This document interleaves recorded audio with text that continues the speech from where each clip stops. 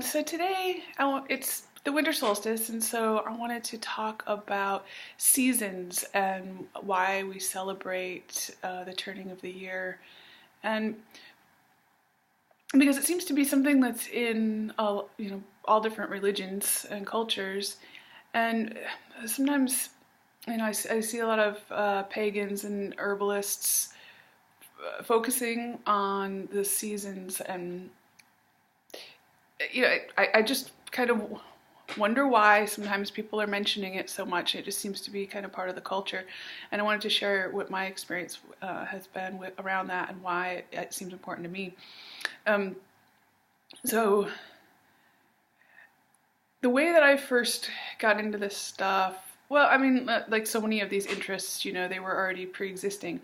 But the way that I got really into the witchy stuff was I was living in Austin. I was in my early 20s. I was partying a lot. And so my sleep schedule was really erratic. I would stay up late to go see bands and drink a lot and smoke. And I had a really crazy diet. And so then I would have insomnia. Surprise, surprise.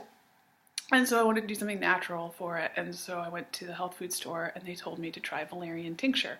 And so I did, and it worked really well for me, which, by the way, I would not recommend as something that you do on a daily basis, but I didn't know any better back then.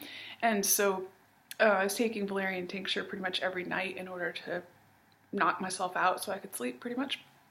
And so then, it was $10 for a 1 ounce tincture bottle. And so then it got to the point where I'm like, wait a minute, I'm spending $40 a month on valerian tincture. This is ridiculous. So I went to the herb shop in my neighborhood and I bought some valerian root and some vodka, and it was my very first tincture that I made just to save money on something that I was already taking. And from going to the shop, then I met the women who owned the herb shop. It was called Natural Magic, and they sold basically anything that pagans need to do all their stuff. And so I got to know them. They hired me because they were looking for somebody who they could trust. I worked there once a week doing basic shop girl stuff, but then they wanted me to know how to do everything so that when if they were both out of town at the same time, then I could run the shop while they were gone, and then also during festivals, because they have festivals in the backyard a lot, so then they could both be doing their thing in the yard and I could be just behind the register ringing stuff up.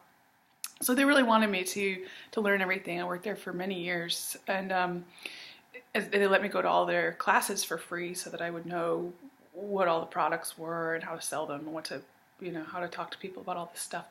And so people will come in there it was really fascinating. It was really an education in how many different kinds of witchy people there are. Basically, there's so many different traditions and backgrounds and belief systems and all this stuff. And we sold herbs and essential oils and crystals and books and clothes and candles and just statues, all different stuff. And so I had to learn astrology, and I had to learn how the color correspondences and how to give people advice about all the major things that people are upset enough about that they go to witches about. So like health and love and court cases and money and just all the things that really occupy people's minds. Really interesting stuff. And so I experimented with all these different things. And one of the things that is a big part of all of these traditions is the idea of direction, that you have that things that are clockwise bring things in, and things that are counterclockwise take things out. And so I just tried experimenting with that in my life, and I found that it's really, really helpful.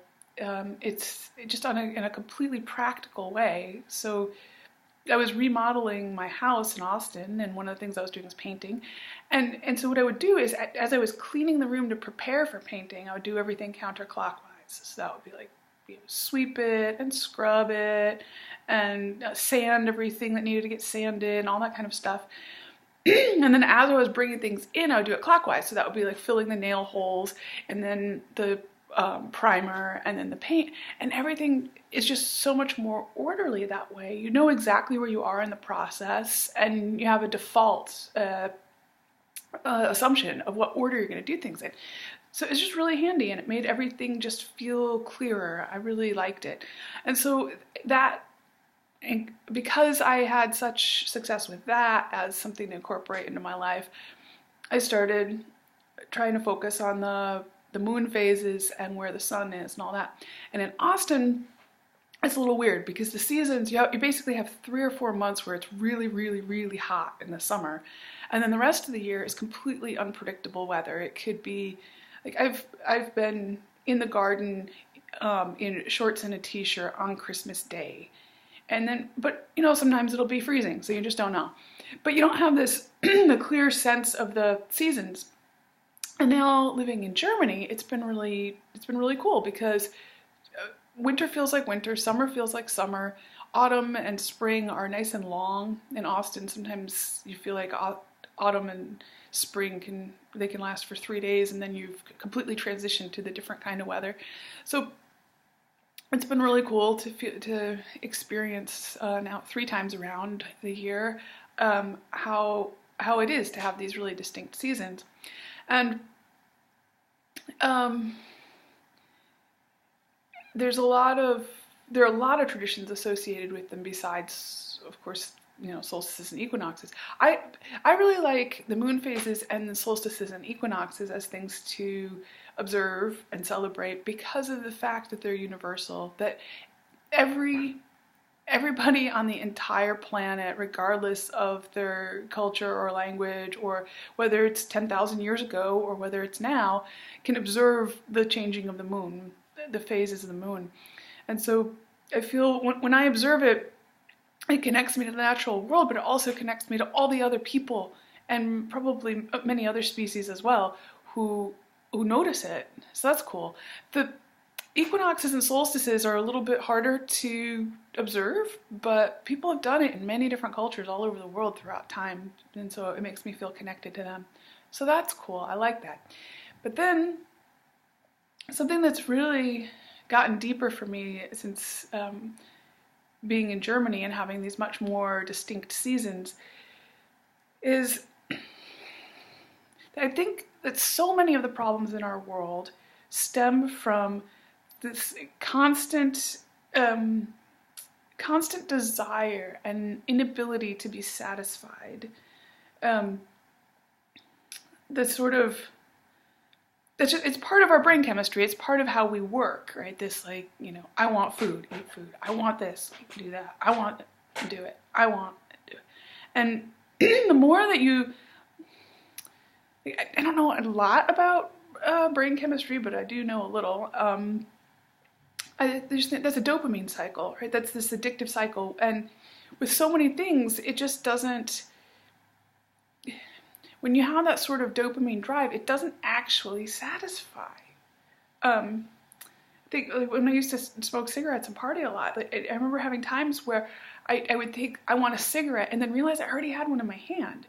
And I think that happens with sexual behavior, it happens with money, it happens with these people who have billions of dollars and they want more money, you know, and this lack of ability to be satisfied. And there's another way that's more more oxytocin dominant, more noticing what's pleasant in your life, being aware of it, just things like, you know, looking at nature, listening to music, things like that make you happy and satisfied in the moment, and strengthening that pathway in your brain. And I think that something that happens on a larger level with seasonal celebration is that it gives us a way of taking that desire to be satisfied and putting it on a cycle so that it comes back around, so that instead of always needing more and more and more and more, that you just exercise patience and it comes back around, and you know it's going to come back around. And so there's a security to it that is deeply satisfying.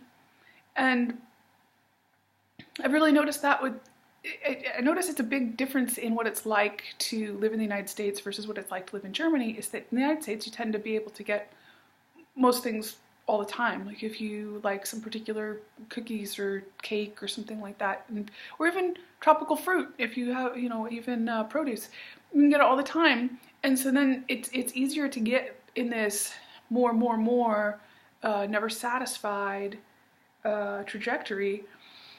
Whereas when you associate particular sweets with particular holidays and you eat more seasonally, then you want the gingerbread around Christmas time, and you eat it and you enjoy it, and then you know, I'm not going to eat this until it comes back around next year. I think that these seasonal celebrations, there's this aspect of how our brains work, of how desire works, that seasonal celebration sort of makes really good use of it, in a way that, like, taking this instead of going in this addictive, greedy direction of sort of taking advantage of it so that we have something to look forward to, so that we do have some excitement and anticipation. And then in a group, we all come together and satisfy that thing that we were looking forward to. And so it helps us feel more socially connected, which is the most important factor of health. And yeah, and satisfies. It satisfies. I had some gingerbread last night, and it was very, very satisfying. I think I would feel really differently about it if I ate it all the time. So that's what I have to say about seasonal celebration. Enjoy the winter solstice. I think it's such a magical time of year, and then I hope that how can I say, I have a very experimental attitude toward a lot of spiritual and religious stuff. I like to just check, like, okay, if I do this, how does it affect my life?